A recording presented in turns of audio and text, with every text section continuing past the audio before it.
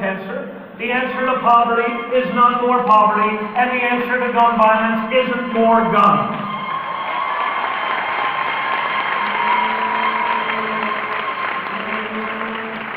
In my own state, after the slaughter of all of those innocent kids in that classroom in Connecticut, I brought our people together to pass comprehensive gun safety legislation, including a ban on combat assault weapons. And you know what? We didn't interrupt a single hunter's hunting privileges or hunting season. In fact, I've never met a self-respecting hunter who needed an AR-15 to down a deer. Have you? With new leadership in Washington, we can save American lives. Universal background checks, banning the sale of combat assault weapons, holding gun makers and gun sellers responsible when they arm criminals. Because one American life is worth more than all of the gun sales in America.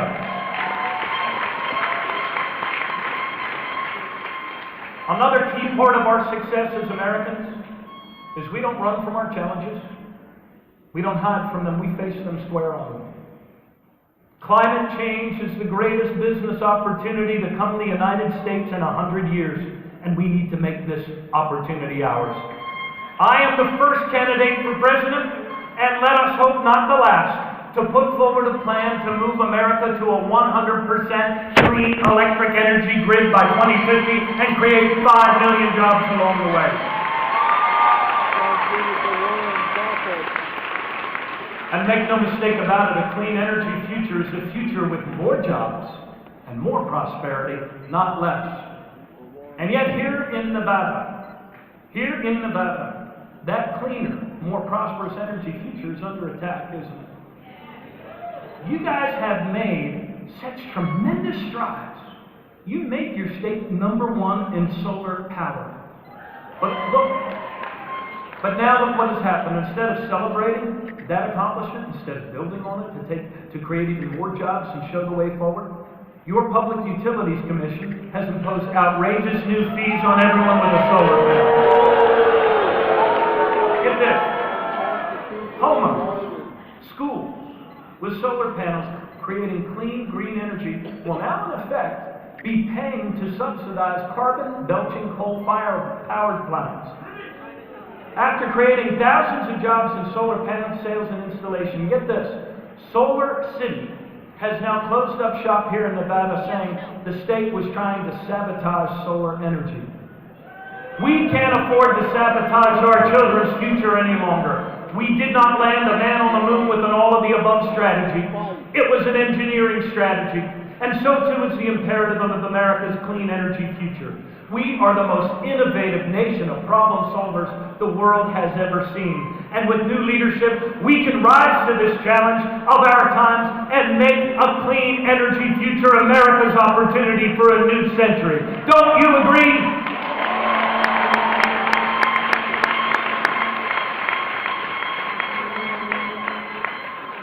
Because our diversity is our strength.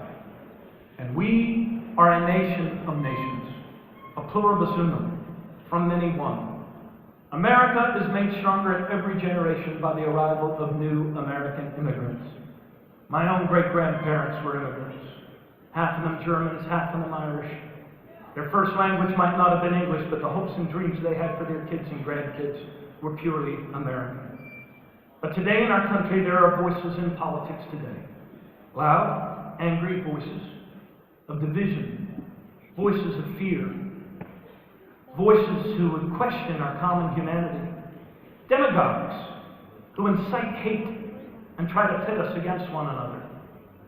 Well, I have news for them. Babies do not come shaped like anchors, and there is no such thing as an illegal person. We are all in this together.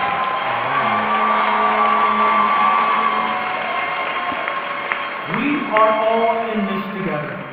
And almost all of our people have come here over land, over sea, and to come to our country. We are a nation of immigrants, yes, and we wouldn't be a nation otherwise.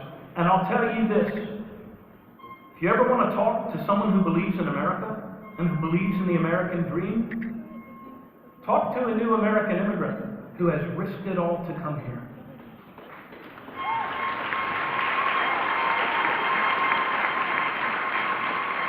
But it's going to take new leadership to break 35 years of gridlock in Washington on this issue. This is not merely a constituent issue.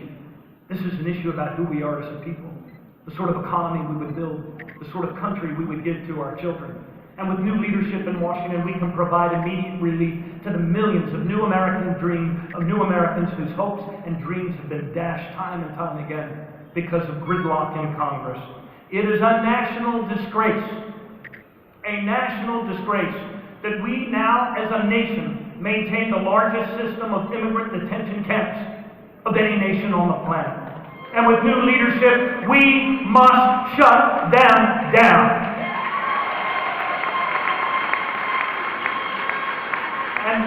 And we must also shred those government contracts for for-profit prisons. A shameful policy in our country.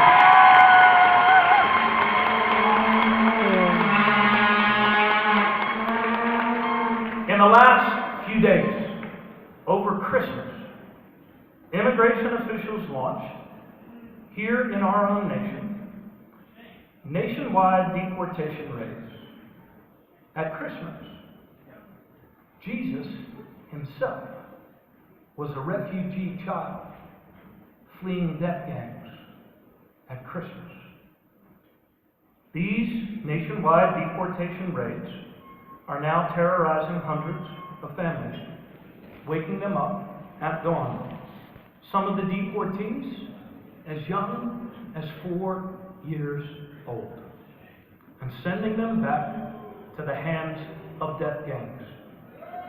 This is not consistent with who we are as a nation.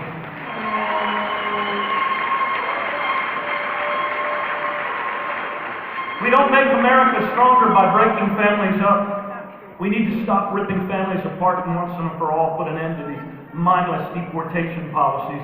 The answer is not to deport mothers and children who walk thousands of miles to ask the people of the United States for refuge. The answer is to join in a new alliance for American progress here in our own hemisphere, to push back against the drug traffickers and those that would seek to destabilize and terrorize whole nations in Central America. The answer is for us to extend temporary protective status to those who have fled from Guatemala and from Honduras and from El Salvador. This is in keeping with our character as a nation. We must show with actions, not words, that we will lead our hemisphere by the actions we take here, actions of compassion and humanity. And the way that we confront terror and the ongoing threat of global terror in our homeland is not by surrendering our American freedoms and our American values, but by actually holding true to them. The violent genocidal evil in this world, known as ISIS, must be confronted and must be destroyed. We must lead this effort. And we must lead by building the broadest possible coalition. The UN Security Council unanimously issued a call for member states to redouble action against the ISIL and take all necessary measures in that fight. The United States must take the lead in making this Security Council resolution real. To lead a concerted international effort to destroy the operational capacity of ISIS. Governors have led us to victory in 2 world wars. Not by scapegoating Americans, not by pitting us against one another, but by bringing us together. And that is what we must do today. Real leadership always triumphs over fear. And even though Donald Trump tells the nation that he would ban American Muslims from travel and entering our country, we know that that path does not lead to the future of our country. He says that we should be monitoring religious services and that we should start some sort of registry of American citizens based on their faith. Beginning first with American Muslims, who's next? Catholics? Trade unionists? Artists? Well, Donald Trump, when you launch your registry of Americans who oppose your fascist ideas, you can start with me.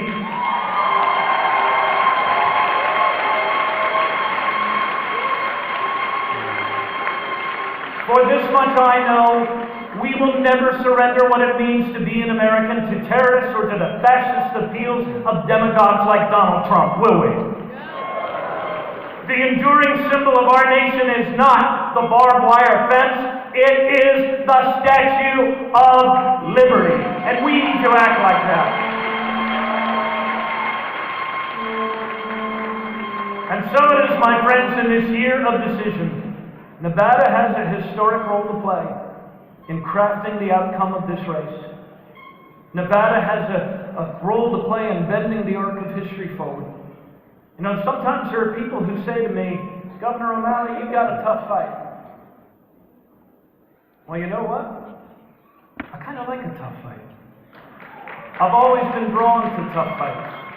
I didn't run for mayor of Baltimore because things were going great in our city in 1999. I didn't lead my state through these last 8 years in easy economic times. But I fought to save every house and every job I could. And to those who sometimes say to me, you face a tough fight, I look back at them and say, you know what? There's a lot of people who say that you face a tough fight too. Being able to give to your children and grandchildren a better future than what your parents gave to you. Well, I think the toughness of the fight might be the way the hidden God has of telling us we're actually fighting for something worth saving. Our children's future is worth saving.